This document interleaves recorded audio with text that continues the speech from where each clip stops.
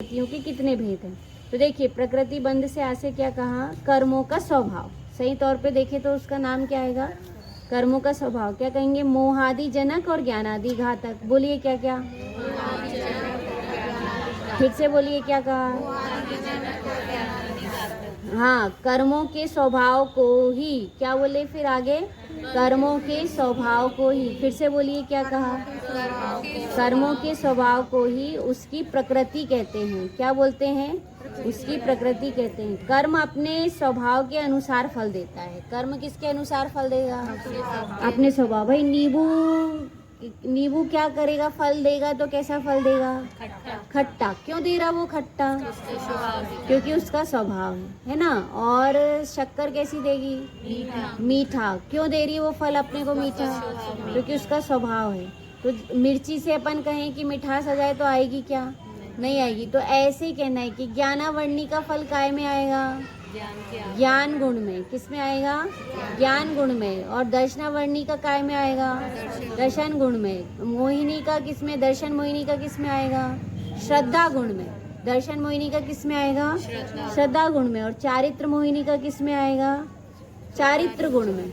किस में आएगा, चारित्र गुण में। याद रहेगा, फिर से बोलिए। ज्ञानावर्णी का ज्ञान गुण में, दर्शनावर्णी का दर्शन में, और दर्शन मोहिनी का श्रद्धा में, दर्शन मोहिनी का श्रद्धा में, और चारित्र मोहिनी का चारित्र में, चारित्र मोहिनी का चारित्र में, और अंतराय का वीर्य में। अंतराय का किस में आएगा, वीर्य में। तो यही यहाँ पर भी कहा है कि कर्मों की फल पांचों में आना चाहिए, अपने स्वभाव के अनुसार, उसी में आ जाते हैं, अपने स्वभाव के अनुसार ही फल देते हैं। वो कैसे फल देते हैं, उनके अपने स्वभाव अनुसार ही फल देते हैं। कर्मों की प्रकृतियों के मूल रूप से दो भेद हैं। कितने भेद हैं, दो। कौन कौन से, घाती कर्म और अघाती कर्म। पहला नंबर घाती कर्म, दूसरा नंबर अघाती कर्म। फिर घाती कर्म जो है, तो घाती कर्म के कितने भेद हैं, चार। कौन कौन से, ज्ञानावर्णी, दर्शनावर्णी, मोहिनी और अंतराय। फिर से बोलिए।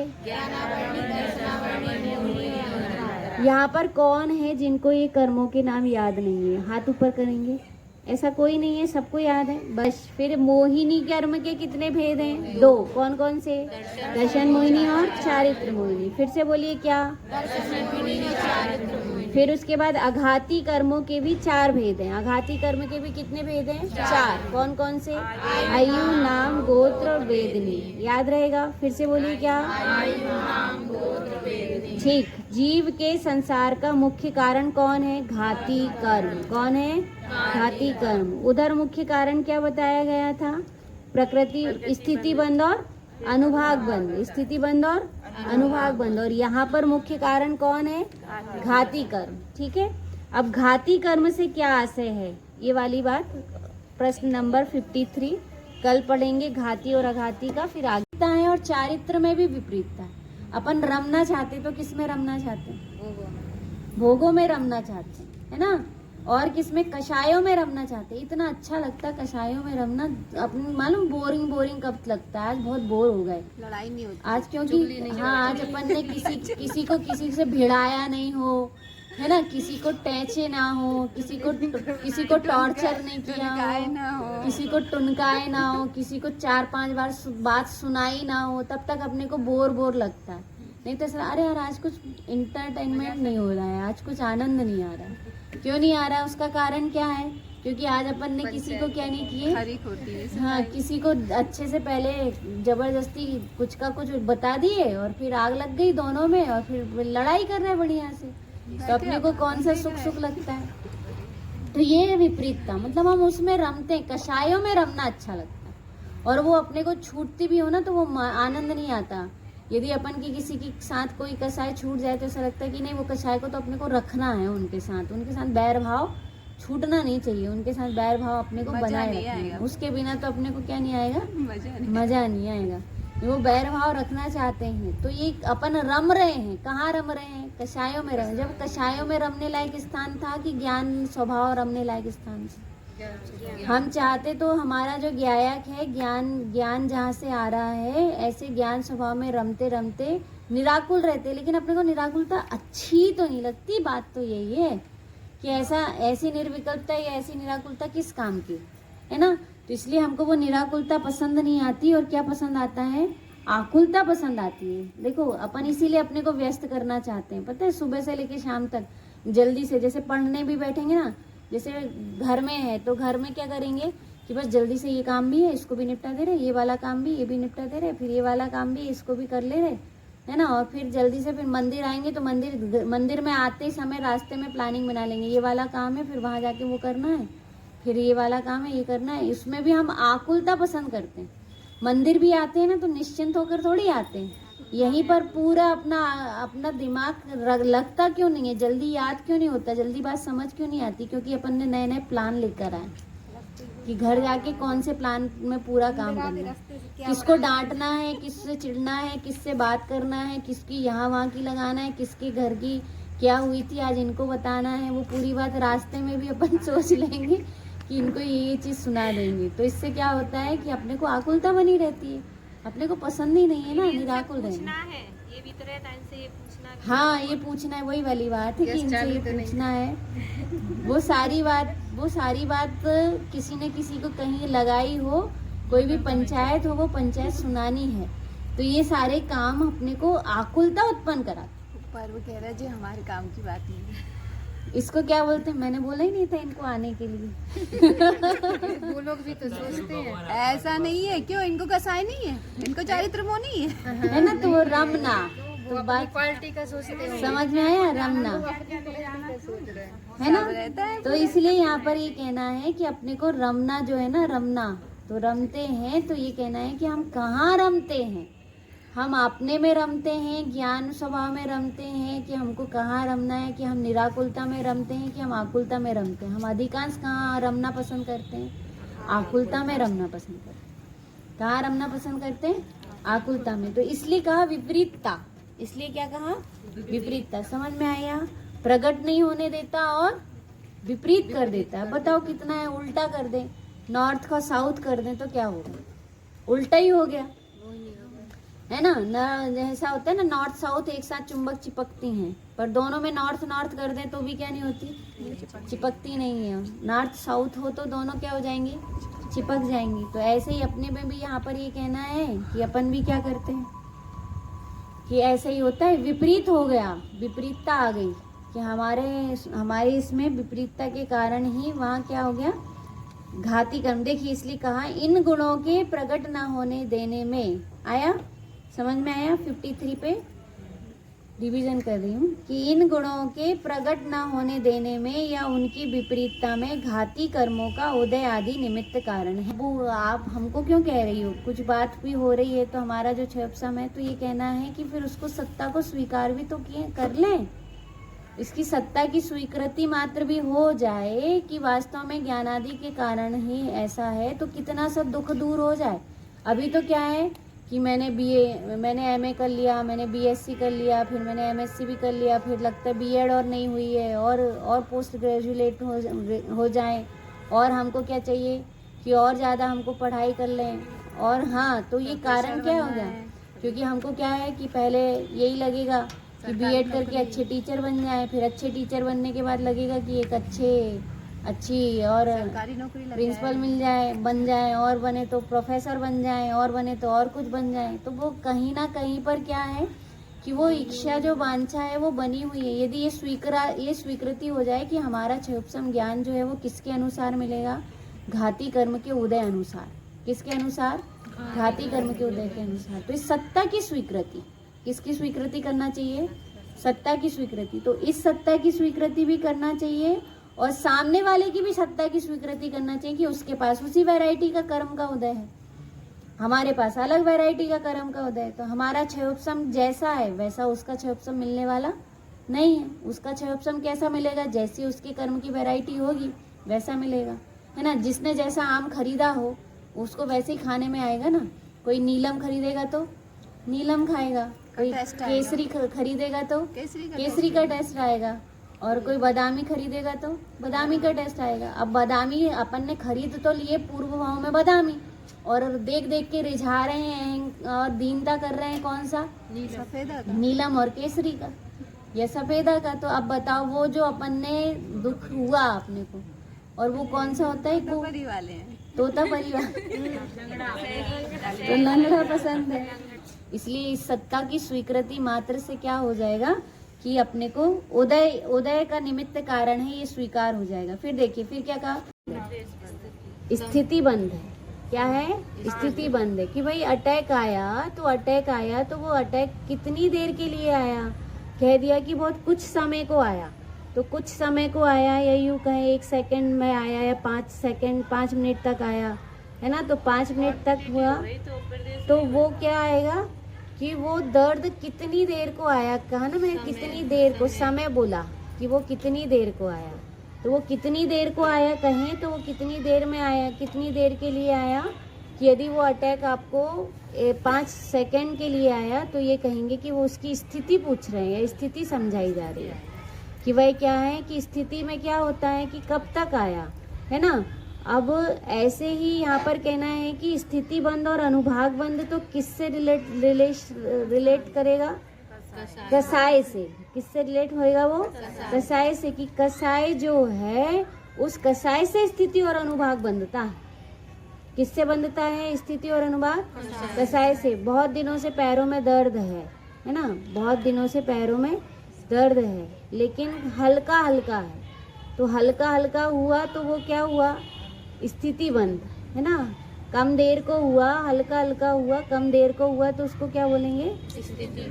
हल्का दर्द है, कुछ समय को है और हल्का दर्द है तो वो क्या हुआ, स्थिति बंद और अनुभाग बंद, है ना। ये देखो, और कई बारी क्या होता है बहुत तेज पैर में तड़क उठ गई, वो क्या है, अनुभाग बंद है, और थोड़े ही समय में होकर ठीक हो गई।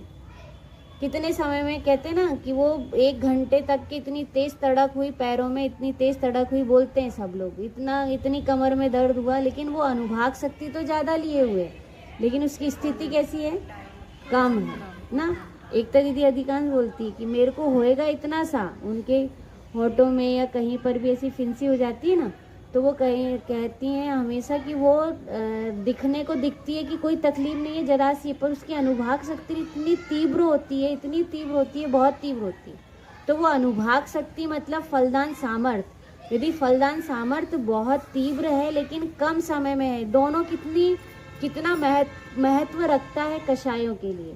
अब वो किस जाति में आया, वो प्रकृति बंध है कि वो दर्द जो आ रहा है वो असाता वेदनी में चल रहा है। किस में चल रहा है, असाता वेदनी में चल रहा है कि असाता वेदनी से शरीर में ऐसा संयोग बना, असाता वेदनी से शरीर में क्या हुआ, ऐसा संयोग बन रहा है। तो वो जो संयोग बन रहा है वो असाता वेदनी स्वभाव प्रकृति बंध है, वो क्या कहलाएगा, प्रकृति बंध, है ना। लेकिन वो अब जैसे अपन कहें किसी का अपयश हुआ, क्या हुआ, किसी का, अब जैसे सीता जी का अपयश हुआ ना, तो सीता जी का अपयश कब तक हुआ,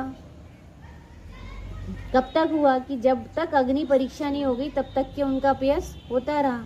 तो अब ये कहेंगे अपन कि कब तक होता रहा वो अपयश, कब तक अपयश का बंद का उदय चलता रहा, तो अपयश कहेंगे तो वो क्या कहलाएगा, प्रकृति है, प्रदेश है, स्थिति है कि अनुभाग है, प्रकृति है ना। अपयश तो प्रकृति है, नाम कर्म की प्रकृति है। मैं स्वभाव प्रकृति बंध में 148 प्रकृतियों के कोई भी नाम आए तो समझना कि स्वभाव है, तो वह क्या है, स्वभाव है। तो 148 प्रकृतियों में ये कहा कि सीता जी को अपयश का उदय आया, तो अपयश का उदय जो है, अपयश का उदय जो है वह क्या है, कहें कि अपयश कौन है, तो अपयश प्रकृति है। अपयश कौन है, प्रकृति है। तो अपयश का उदय वो अपयश प्रकृति थी, और अपयश की प्रकृति के कारण क्या हुआ, अब ये कहें कि उनको 12 वर्ष तक अपयश, जैसे अंजना जी को 22 वर्ष के लिए वियोग हुआ, 22 वर्ष के लिए क्या हुआ, पवनजय जी से वियोग हुआ, तो वो पवनजय जी से उनका 22 वर्ष का जो वियोग था, तो 22 वर्ष का क्या कहलाएगा, स्थिति बंध कहलाएगी। क्या कहलाएगी वह, स्थिति बंध, कि 22 वर्ष के लिए उनकी स्थिति क्या हुई कि उनका वियोग हुआ, 22 वर्ष तक उनको वियोग को सहन करना पड़ा। वो अब ये कहें कि वो जो वियोग हुआ था वह वियोग कौन से कर्म का उदय था, प्रकृति बताइए कौन सी प्रकृति थी, प्रकृति कौन सी थी, वियोग जो हुआ तो वो वियोग कौन सी प्रकृति थी, ज्ञानावर्णी थी, दर्शनावर्णी थी, आयु, नाम, गोत्र, वेदनी, कौन सी थी, कि वो वेदनी थी। क्या थी वो? वेदनी थी। अपयस हुआ कहेंगे तो वो क्या हुआ? कि वो नाम कर्म की प्रकृति थी। कौन सी प्रकृति थी? नाम कर्म की। अनादेय प्रकृति को कहें कि उनका अनादर हुआ। 22 वर्ष तक किन्होंने अनादर किया? पवनजय जी ने उनका अनादर किए। तो वो अनादर किए तो वो कौन सी प्रकृति कहलाएगी? नाम कर्म की अनादेय नाम की प्रकृति। क्या नाम है उसका? अनादेय नाम की। कोई होता है ना, किसी को देखना बहुत सुंदर भी दिख रहे हो, लेकिन उसके बाद भी उनका शुभ नाम कर्म नहीं हो तो उनका क्या होता है कि वो पसंद नहीं आते। उसमें कहते हैं एक शुभ नाम कर्म होता है और एक अशुभ नाम कर्म होता है। तो शुभ नाम कर्म से तो क्या मिलता है? सुंदर शरीर मिलता है। लेकिन सुभग नाम कर्म हो, कौन सा नाम कर्म हो? सुभग नाम कर्म हो तो सुभग नाम कर्म से वो सुहाता है। कोई को देखना, कोई बहुत बोलता हो तो सुहाता नहीं, ऐसा लगता है कि जाओ आप हटो यहाँ से, हमको क्या नहीं आ रहा है, सहन नहीं हो रही। तो वो कौन सा, क्यों ऐसा होता है? कारण उसका क्या है कि वो दुर्भग नाम कर्म का उदय। कौन सा नाम कर्म का उदय? दुर्भग। वो भले ही कितने सुंदर हो, बहुत अच्छे लग रहे हो, बहुत एक्टिव हो, हर चीज में बहुत बढ़िया हो, लेकिन उनका यदि कौन सा नाम कर्म का उदय हो? दुर्भग नाम कर्म का उदय हो। तो दुर्भग नाम। अब बताओ, अंजना जी और सीता जी तो जहाँ जा रही थी वहां पर उनको क्या कर रहे थे? उनका कौन सा नाम, उनके कौन सा था प्रकृति बंध? कौन सा था आप बता सकते? कौन सा प्रकृति बंध? सुभग। क्या कहोगे? सुभग नाम कर्म।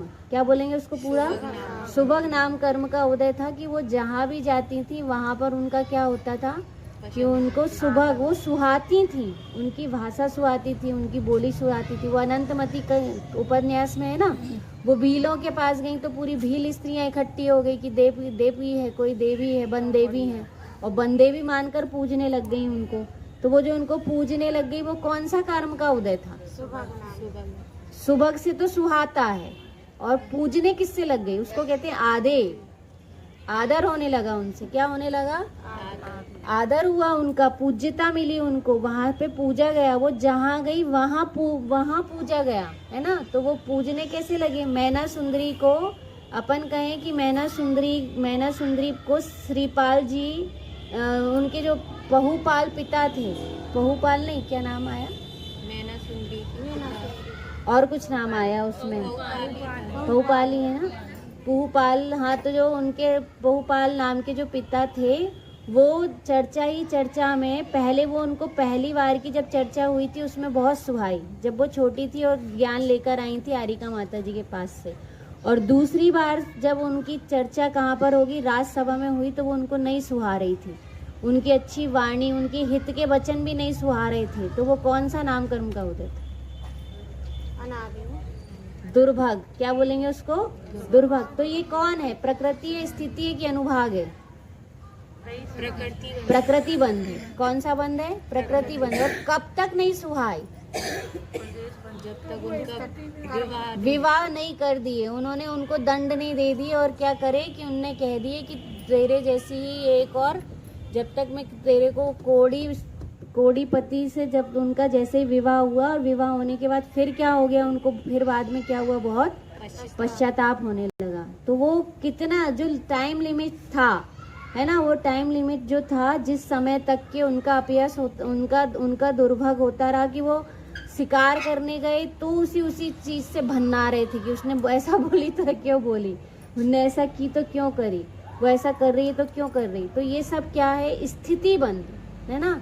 और ऐसा भी होता है, कई बार होता है ना कि किसी से अपन कुछ बोल गए, बुरा भी लग गया, थोड़े समय को बुरा लग गया, और थोड़े समय के बाद वो सहज हो गए अपने साथ। तो सहज हो गए तो अपन क्या हो जाते हैं कि नॉर्मल हो जाते हैं। लेकिन वो यदि स्थिति बंद ज्यादा समय के लिए हो तो वो सामने वाला व्यक्ति हमारी बात का बुरा मानता रहेगा। कितनी स्थिति तक के, कि जितनी उसकी स्थिति बंदी हो उतनी स्थिति तक के हमारी बात का, वो भले ही हमने अच्छी बात बोली, सही बात भी बोली हो, हित की बात भी बोली हो, लेकिन किसी को बुरा मानना हो। तो मैना सुंदरी के पिता कितने दिन तक के, कि जब तक उन्होंने विवाह नहीं करा दिया, विवाह के लिए आमंत्रण देके, और सबको वो इतनी गंध आ रही थी, दुर्गंध फैल रही थी, कोड़ किसी को लग ना जाए ये भी देख रहे थे, रसाहार की व्यवस्था की गई, इत्र फुलेल चारों ओर बिखराए गए, और फिर उसमें उनका क्या हुआ कि मैना सुंदरी से विवाह हुआ। और मैना सुंदरी को कोड़ ना लग जाए इसकी चिंता किसको थी? श्रीपाल जी को थी, कि जैन क्यों विवाह कर रहे हैं, तो वो बार बार कह रहे थे कि तुम चली जाओ, मेरे साथ नहीं जाओ, मेरे उचित नहीं लग रहा है, मेरे साथ विवाह नहीं करो। और उसके बाद भी उनका क्या हुआ, उनके साथ विवाह हुआ। तो विवाह हुआ तो वो अब अपन कहें कि श्रीपाल जी को कोड़ रहा, तो वो कोड़ उनका 700 व्यक्तियों के साथ कितने वर्ष तक रहा, कितने वर्ष तक कोड़ था उनका? 12 पता नहीं, वो 700 तो साथी थे। 700 तो उनके साथी थे। हाँ 12 बहुत होता है, 12 वर्ष तो मालूम नहीं, चलो जितने वर्ष तक। चारित्र वीर ये जीव के अनुजीवी गुण है। ये जीव के कौन से गुण हैं? अनुजीवी गुण, याद रहेगा। ज्ञान दर्शन श्रद्धा चारित्र वीर ये जीव के कौन से गुण हैं? अनुजीवी गुण। अनुजीवी गुण कैसे हैं? अनुजीवी गुण किसे कहते हैं? जो आत्माश्रित गुण है, उसका इतना ही है कि जो कैसे गुण है? आत्माश्रित गुण है। आत्माश्रित गुण होने से उन्हें ही क्या कहते हैं? अनुजीवी गुण कहते हैं। तो अब ये कहना है कि जो आत्माश्रित गुण है, ज्ञान दर्शन श्रद्धा चारित्र वीर, ये अनुजीवी गुण है। फिर क्या कहा? इन गुणों के प्रकट ना होने देने में या उनकी विपरीतता में घाती कर्मों का उदय आदि निमित्त कारण है। आया कि इन गुणों के प्रकट ना होने देने में, देखो एक तो क्या काम कर रहा है कि प्रकट नहीं होने दे रहा है ना। कुछ गुणों को तो क्या नहीं होने दे रहे? प्रकट नहीं होने दे रहे। और कुछ गुणों में विपरीतता, और कुछ गुणों में क्या हो रही है? विपरीतता, है ना। तो एक तो क्या हुआ कि ज्ञान दर्शन वीर जो हैं, तो ज्ञान दर्शन वीर जो 3 गुण हैं, इन गुणों को तो प्रकट नहीं होने देते। क्या नहीं होने देते? प्रकट नहीं होने देते। और श्रद्धा चारित्र कैसी हो रही है? विपरीतता हो रही है। देखो श्रद्धा का काम क्या है? विश्वास करना। श्रद्धा का काम क्या है? विश्वास करना। लेकिन अपन काय में विश्वास करते हैं? भोगों में। काय में? अहम करना। श्रद्धा का काम है आस्था, अहम करना, विश्वास करना। हमारा विश्वास जो रहता है वो किस पर विश्वास रहता है? किस पर विश्वास रहता है? कि हमें लगता है भोगों से सुख होगा, है ना। पानी पी के पेट फूलता है कि पानी पी के ठंडक मिलती है कि पानी पी के सुख मिलता है? क्या होता है? तीनों चीजें हो जाती हैं। और आपके ऑप्शन में 3 दिए और तीनों में ये सभी है, ये सभी भी, इनमें से सभी। आपका उत्तर आ गया कि इनमें से सभी।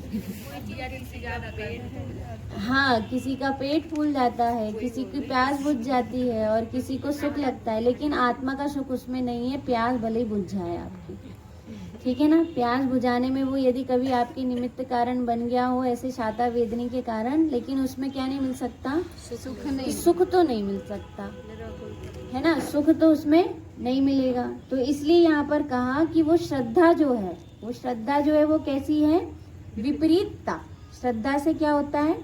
विपरीतता होती है। एक श्रद्धा जो है वह श्रद्धा तो कैसी है? एक तो है अहम, श्रद्धा में विपरीतता ला देती है कि हमें जिन पे विश्वास नहीं करना चाहिए उस पर विश्वास है, और जिस पे विश्वास करना चाहिए उस पे विश्वास नहीं है ना। हमें क्या है कि हमें विश्वास, जबकि विश्वास के आधार से सारे कार्य चलते हैं, सारी प्रवृत्तियां होती हैं। लोक में भी जितना भी है, यदि आप बताओ निशंक ना रह सके, जिसको श्रद्धा प्रकट होती है तो सम्यक दर्शन होता है, तो उसके साथ उसके 8 गुण विशेष रूप से होते ही होते हैं।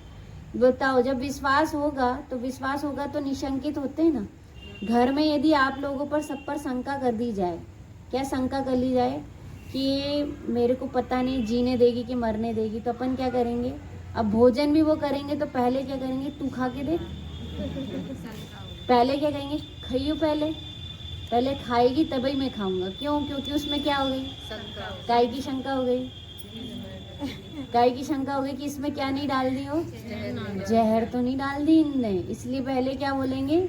मतलब हाँ, पहले कहेंगे कि पहले खा कर देखो फिर उसके बाद बताना, फिर मेरे को खिलाना, है ना। ऐसे दूध दिए, कुछ भी दिए, बिस्तर लगाए तो पहले तू सो मालूम नहीं उसमें सूल कांटे तो नहीं चुबा दिए, है ना। कहीं कांटे या फिर वो जो रहते ना कीमाच की नहीं, वो खुजली बातर की नहीं, उसको उनको यदि मार डालने की शंका हो जाए कि जीव हमको क्या कर देंगे? मार डालेंगे। यदि इतनी भी शंका हो जाए तो उसमें प्रति समय फूक कर कदम रखेंगी, कहीं तलवार अलवार तो नहीं बिछी पीछे, है ना। तो ये वो विश्वास, वो तो विश्वास जहाँ होता है तो वहीं बताओ पहले के राजा महाराजा जो रहते थे कितने, वो तो विश्वास के आधार से जीते थे घर परिवार में। उनका जो जीवन होता था वो किससे होता था, विश्वास के आधार से होता था। वो निशंक रहते थे। जिसको विश्वास होता है उसको क्या होती है, निशंकता होती है। अपन कोई शरीर और सारे भोग इंद्रियों के भोगों के प्रति क्या है, विश्वास है कि ये अपने को सुख देंगे, इसलिए अपन निशंक होके क्या करते हैं, खाते हैं, खूब खाते हैं। और कोई कहे भी ना, खूब बीमार होते हैं और बीमार भी हो गए, और कोई कहे भी कि आपको बीमारी इसलिए हो गई कि आपने ज्यादा ओवर ईटिंग हो गई, तो तुरंत कहेंगे नहीं उससे थोड़ी हुई, हाँ उससे नहीं हुआ कुछ, उससे कुछ भी नहीं हुआ, है ना। वो तो आप दवाई दे दो, वो थोड़ा मेरा पेट कभी कभी दुख जाता है और कभी कभी फूल जाता है पेट, उससे कुछ नहीं हुआ, उससे कुछ नहीं खाने से। और किसी को कह दी ना कि लड्डू नहीं खाना, वो लड्डू बहुत पसंद हो, तो तुरंत क्या कहेंगे, नहीं हमको लड्डू से कोई दिक्कत नहीं हुई, हम तो वो तो खा लेते हैं, हमको तो अच्छा रहता है ना। तो वो वहां पर देखें तो वो निशंक है। किस पे निशंक है, भोगों के प्रति। तो बताओ ये विपरीतता हुई या नहीं, जबकि आत्मा के प्रति निशंक होना चाहिए था कि आत्मा को जानेंगे, ध्रुव स्वभाव को जानेंगे, अपने को स्वभाव जानेंगे तो उससे सुख होगा, है ना। किससे सुख होता है, कि सुख कहाँ से आता है, कि आत्मा में से आता है, लेकिन अपने को कहाँ से, अतीन्द्रिय ज्ञान से सुख आता है, अतीन्द्रियता से सुख आता है। तो अतीन्द्रिय सुख को सुख नहीं मानते, इंद्रिय सुख को सुख मानते। ये विपरीतता, ये किसने, घाती कर्म से। किससे हुआ ये, घाती कर्म से। कि घाती कर्म से हमको क्या होता है कि इंद्रिय सुख में सुख भासता है और अतीन्द्रिय सुख में दुख भासता है। बात बहुत अच्छी ली है कि ज्ञानावरणी और दर्शनावरणी बंधती कैसे है। तो उसमें बताए कि ज्ञान का दुरुपयोग करने से बनती है, कि हमको ज्ञान मिला है लेकिन हम उससे और जानने की सामर्थ्य है, और जानने की सामर्थ्य और जानना नहीं चाहते। ये बहुत अच्छी बात है। हम जानने से बचना चाहते हैं, जानना नहीं चाहते, इसलिए ज्ञान कम होके इतना कम हो जाता है कि निगोद चले जाते हैं। ये घाती कर्म है ना। तो बताओ जब ज्ञान हमारा गुण था तो जानने में, कोई हमारी बुराई करे तो उसको जानना चाहिए, तो जानने में उत्साही होना चाहिए कि फिर जानने में दुखी होना चाहिए। मेरे को बहुत अच्छा लगा आज ये वाला स्वाध्याय, इतना बढ़िया है बिंदु, कि अपने को जानने में क्या होना चाहिए। जानना, यदि जानना अपना स्वभाव है तो जानने में प्रसन्नता होनी चाहिए ना। किसी ने बुराई कर दी, लेकिन किसी ने बुराई कर दी तो अपने को क्या लगता है, चीटा लगता है।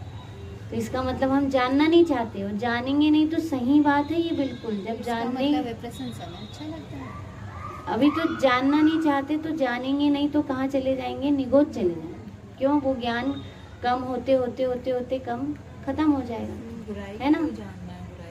कोई अपनी बुराई कर रहा है, तो कोई अपनी बुराई कर रहा है तो सहज भाव से जानना चाहिए ना। जानने में दुखी क्यों होते हैं, देखो दुखी हो रहे हैं तो दुखी किस लिए हो रहे हैं, जानने पर दुखी हो रहे हैं। इसका मतलब हम जानना नहीं चाहते, मेरी बुराई हो रही ये नहीं जानना चाह रहे, अपन बुराई को जानना नहीं चाह रहे हैं। कि वहाँ पे जो जानने, मतलब जानने पे वजन दीजिए कि अपन जानना क्यों नहीं चाहते।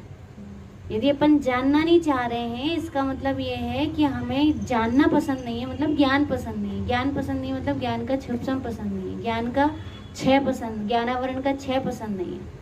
मतलब ज्ञानावरण का क्षय हो जाएगा तो ज्ञान का सर्व उदित हो जाएगा ना। तो इसका मतलब हमको केवल ज्ञान पसंद नहीं है। अच्छा लग रहा था वो। मतलब एक बात बताओ, ये बात तो सही ना, केवल ज्ञान होगा तो कितने सारे 200 कितने सारे बुराई करने वाले को भी जानेंगे कि नहीं जानेंगे, है ना। जिसने बुराई करी वो भी ज्ञान में झलकेगा कि नहीं झलकेगा। जब पर इतने से ज्ञान में झलक रहा है, जो वही बुराई पसंद नहीं आ रही है, तो वो बड़ी वाली बुराई कहाँ से सुन लेंगे।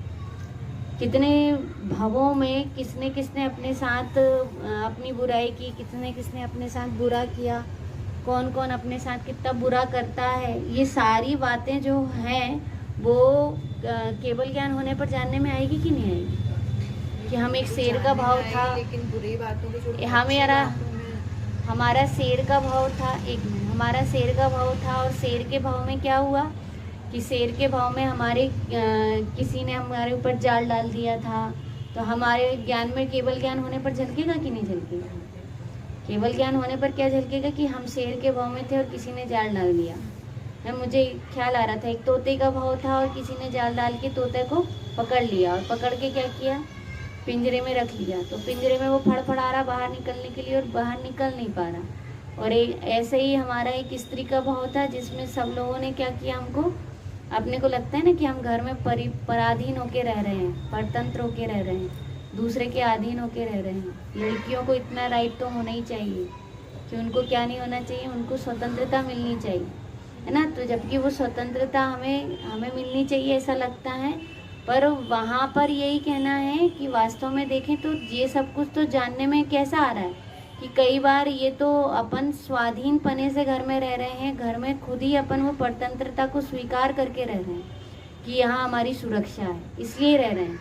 लेकिन वहीं पर देखें तो तोता, मैना, ये जितने भी पशु पक्षी, इनको तो कई लोगों ने जाल में बंद कर लिए और वो इच्छा पूर्वक रहना भी नहीं चाह रहे। और उनको वो आता है ना, कबूतर का और तोते का भजन आता है। तोता तो ऐसा होता है उड़ना चाहता है, और कबूतर ऐसा होता है कि उसको दाना भी नहीं डालो तो भी वो क्या करता है, थोड़ी दूर उड़ के वापस वहीं आता है।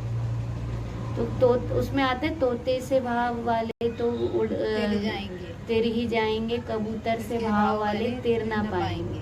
क्योंकि कबूतर तो ऐसा होता है कि वो बार बार वहीं आके बैठ जाता है, फिर बार बार वहीं आके बैठ जाता है। और तोते का भाव वाले जीव जो होता है वो कैसा होता है कि वो उड़ने की मतलब वो बंधन देखता है। तो कर्मों का बंधन जिसे लग रहा हो तो कर्मों के बंधन में अपन क्या करेंगे, छूटना चाहेंगे। लेकिन अब वहाँ यही कहना है कि वहाँ जो हमें जानने में जो आ रहा है, तो अभी हमारे ज्ञान का इतना उघाड़ है कि हमें जानने में आ रहा है, तो इसमें हमें क्या होना चाहिए, प्रसन्न होना चाहिए कि दुखी होना चाहिए। जानना दुख रूप लगता है कि सुख रूप लगता है, ये बात है।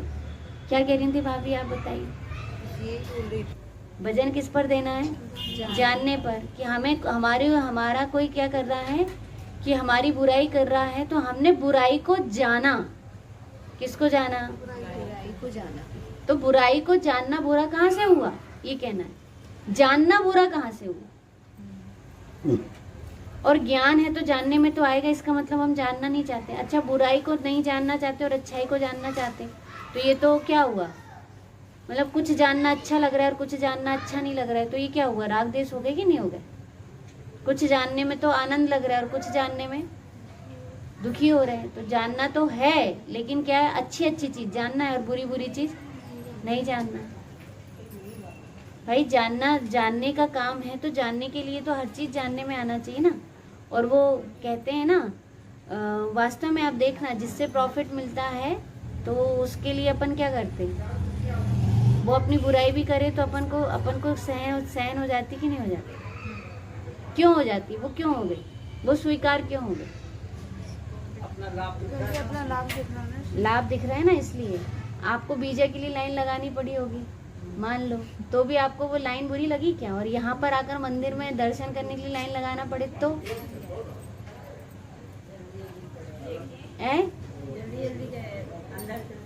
हाँ, वहाँ पर लाइन लगाने में बुरा लगता है। हाँ, वहाँ लाइन लगाने में बुरा लगता है, बुरा नहीं लगता। यहाँ लाइन लगाने में बुरा लगता है, वहाँ लाइन लगाने में बुरा नहीं लगता। क्यों नहीं लगता, कारण क्या है, क्योंकि हमने कहीं पर, जहाँ पर, यदि इसका मतलब तो ये हुआ ना कि लाइन लगाना थोड़ी बुरा है, ऐसे जानना कैसे बुरा है। बात समझ में आई कि जानना बुरा नहीं होता, और जानना, हाँ, और हम जानना नहीं चाहते, तो इससे ज्ञानावर्णी कर्म, मतलब इससे घाती कर्म जो है वो और बंधते हैं। ये बताना, इससे घाती कर्म जो होते हैं वो कैसे होते हैं, और बंधते हैं। हमने वो जानने को राग द्वेष रूप कर लिया, अच्छा बुरा देख लिया, तो ये गलती किसकी हुई, जानना बुरा थोड़ी था।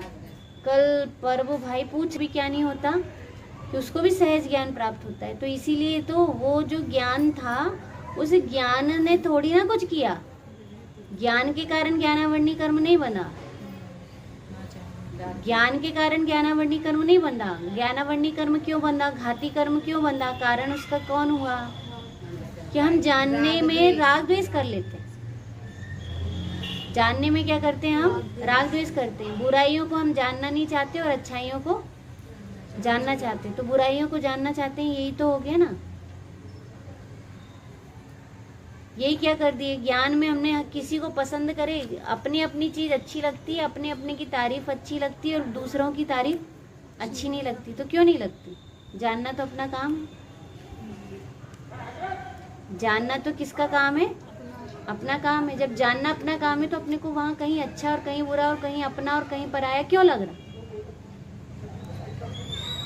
अपने अपने को तो जानना चाहते हैं। स्टेज पर आपके परिवार का कोई बहुत बड़ा वो बन जाए और स्टेज पर पहुंच जाए तो अपने को क्या लगता है? कितने खुश हो जाते हैं। और कोई दूसरा जो अपना दुश्मन लग रहा हो और वो खड़ा हो जाए तो दुश्मन होता नहीं है, दुश्मन लगता है। और दुश्मन खड़ा हो जाए तो कैसा लगता है? तो जानना कहाँ से बुरा हो? जानने में स्वपर, जानने में अपना और पराया नहीं होता। ज्ञान में तो क्या होता है कि ज्ञान ही अपना है। ज्ञान ही किसका है? अपना है। तो ज्ञान तो कैसा करना चाहिए कि ज्ञान को जानना चाहिए। तो ये कहा कि जानने में दुख नहीं लगना चाहिए। आया समझ में? तो ज्ञानावरणी कर्म या घाती कर्म कब?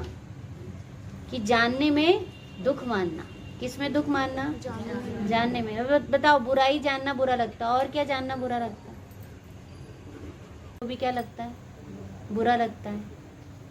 अपन पीछे रह जाए, दूसरा आगे बढ़ जाए तो भी क्या लगते हैं? बुरा लगता है। तो वो भी तो जानना हुआ। दूसरा आगे बढ़े या पीछे हटे और दूसरा गिर जाए, पीछे हट जाए। भगवान भी अपने साथ रहे होंगे, वो भी तो आगे बढ़ गए। हाँ, लेकिन उनसे वो आगे बढ़ गए तो इतना बुरा नहीं लग रहा। लेकिन अपने वाले लग जाए तो क्या लगेगा? हाँ, उनकी पूजा कर रहे हैं और अपने वालों की नहीं कर रहे। अपने पहचान वाले, अपने वाले भी नहीं, अपने पहचान वाले। और पहचान वाले में जिसने अपन को क्या कर दिया हो कि अपने को बहुत कुछ बुरा भला कह दिया हो, या जो अपने से कंपटीशन रखता हो, जो अपना कॉम्पिटिटर हो, जिसके बोलचाल पसंद नहीं हो, जिसका खाना पीना पसंद नहीं हो, जिसका उठना बैठना पसंद नहीं हो, तो उनकी बात जो भी सुनते हैं तो उसको जानने में अपने को क्या होता है? अपन उनको क्यों नहीं जानना चाहते? दुश्मन को कहते हैं ना, वो क्या कहते हैं, 1 मिनट भी यहाँ नहीं रहना, नज़रों से हट जाओ, हट जाओ बिल्कुल, यहाँ से होना नहीं। तो इसका मतलब क्या हुआ? अपना अहित करके भी उसका अहित चाहता। इसका मतलब यहाँ पर यही हुआ ना कि जानना पसंद नहीं आ रहा। क्या पसंद नहीं आ रहा? जानना पसंद नहीं आ रहा। समझ में आ रही? क्या पसंद नहीं आता? जानना पसंद नहीं आता, है ना? ठीक है, आया समझ में?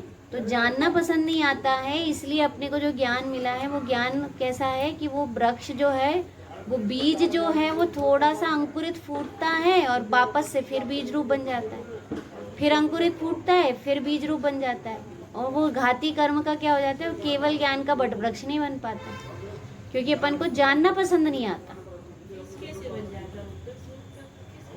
अरे एग्जाम्पल है, अंकुर रूप है। मति ज्ञान और शुद्ध ज्ञान कैसा है? बीज का अंकुर रूप है। तो वो बीज का अंकुर तो अंकुरित होता है, लेकिन अपन उसको क्या नहीं बनने देते?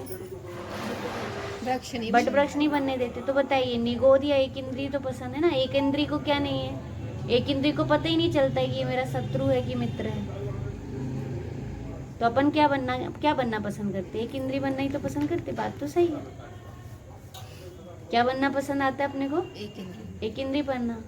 किसी का खाना पसंद नहीं, आओ जो देखो कैसे खा रहे, कित्तो खा रहे, कैसे कैसे खा रहे, कित्तो खा रहे, उतना नहीं, वो कैसे कैसे खा रहे ये भी बुरा लगता। कित्तो खा रहे ये भी बुरा लगता, और काका खा रहे ये भी बुरा लगता,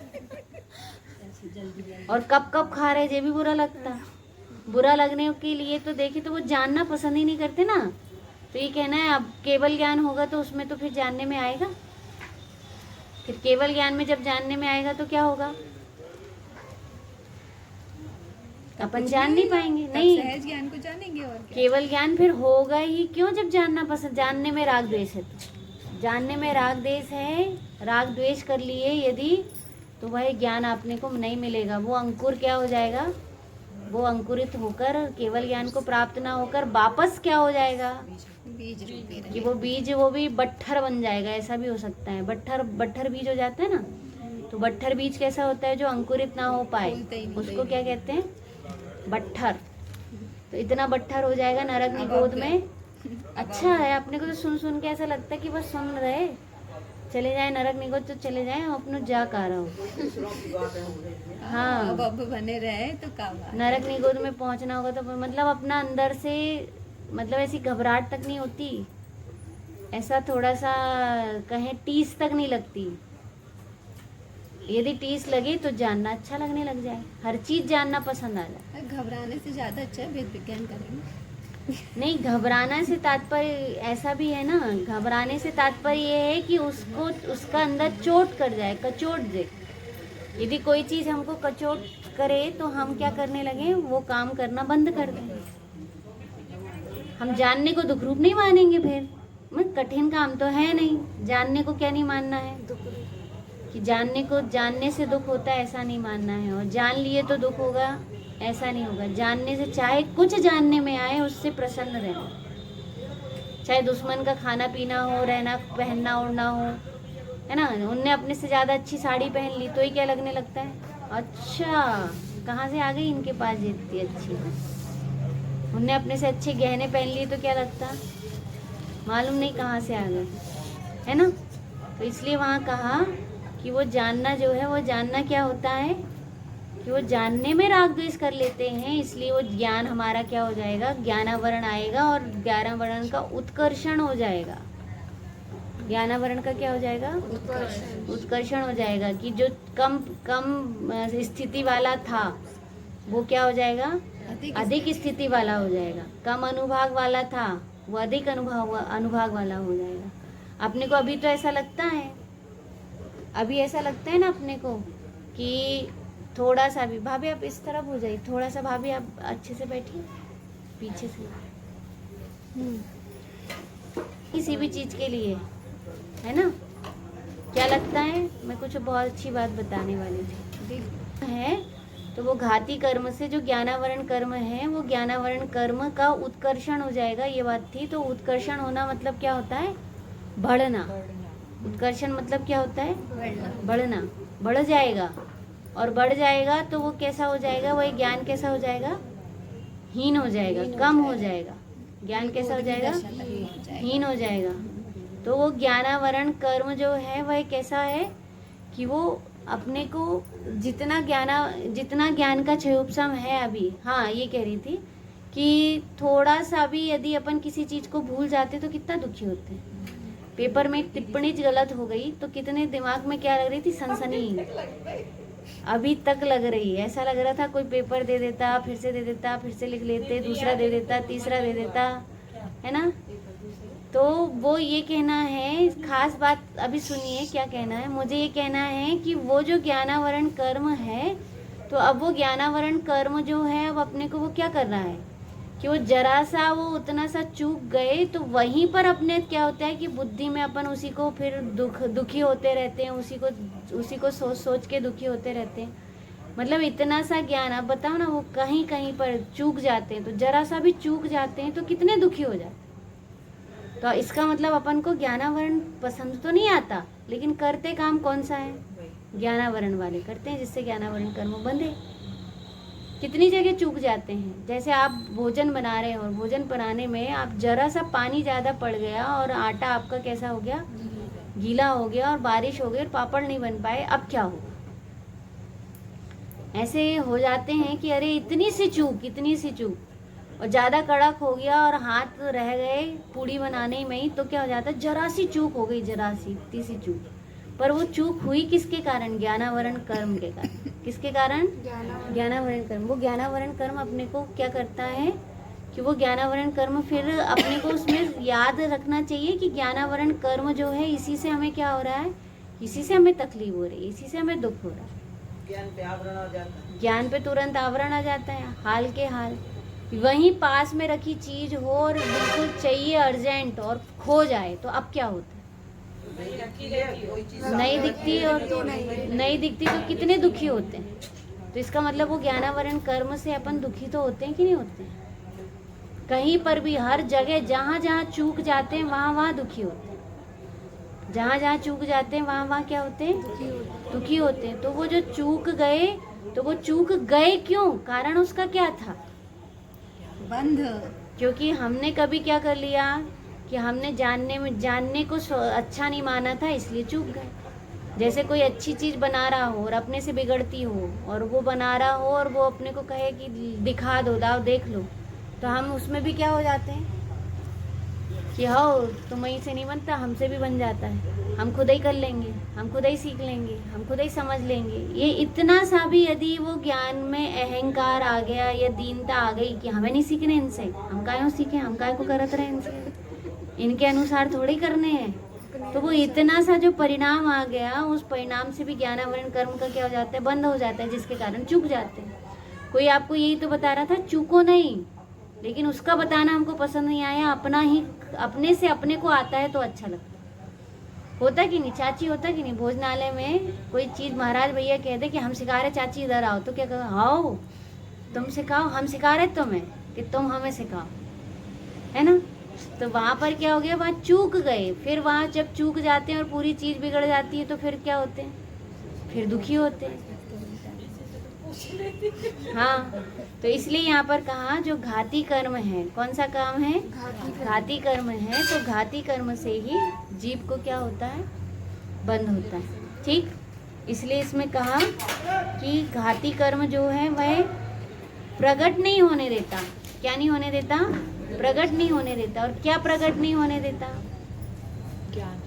ज्ञान को प्रकट नहीं होने देता। तो याद रहेगा क्या नहीं करना है, ज्ञानावर्णी कर्म नहीं, ज्ञानावर्णी कर्म कैसे नहीं बंधेगा, राग द्वेष नहीं करेंगे, कि जानने में राग द्वेष नहीं करना है।